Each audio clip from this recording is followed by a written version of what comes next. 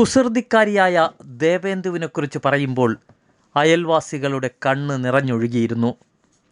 അവളുടെ വെള്ള പുതപ്പിച്ച ചേതനയേറ്റ ശരീരം കണ്ട് പലരും ദുഃഖമടക്കാനാവാതെ വിങ്ങിപ്പൊട്ടി.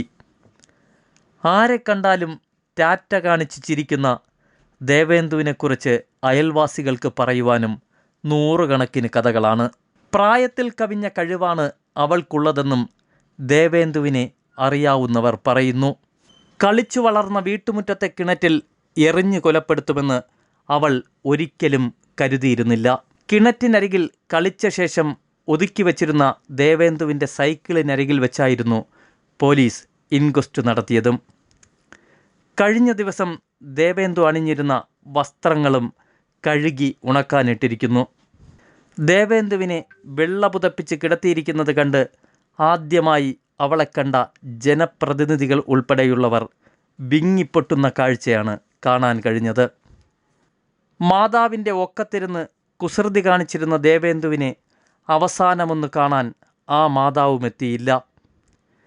കൈത്താങ്ങാവേണ്ടവർ തന്നെ ജീവനെടുക്കുമെന്ന് ഒരിക്കൽ പോലും ആ പൊന്നുമോൾ ചിന്തിച്ചിരിക്കില്ല. രക്ഷിക്കേണ്ട കരങ്ങൾ തന്നെ കിണറ്റിലെറിഞ്ഞ് കൊലപ്പെടുത്തുമെന്ന് അവൾ ഒരിക്കൽ പോലും കരുതിയിരിക്കില്ല. മനുഷ്യത്വത്തിൻ്റെ വിലയറിയാതെ പോയ നരാധമൻ കിണറ്റിലെറിഞ്ഞ് കൊലപ്പെടുത്തുമ്പോൾ പോലും അവൾ പ്രതീക്ഷിച്ചിരിക്കാം കൈത്താങ്ങാവേണ്ട കരങ്ങളായിരിക്കുമെന്ന്.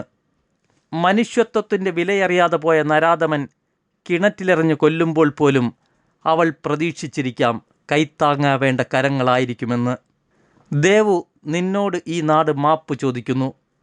മറ്റൊരു ലോകത്ത് രാജകുമാരിയായി നീ വിടർന്നു നിൽക്കട്ടെ എന്ന പ്രാർത്ഥനയോടെ. ആദ്യമായി നിന്നെ കണ്ടവർ പോലും നിനക്ക് വേണ്ടി പ്രാർത്ഥിക്കുകയാണ്.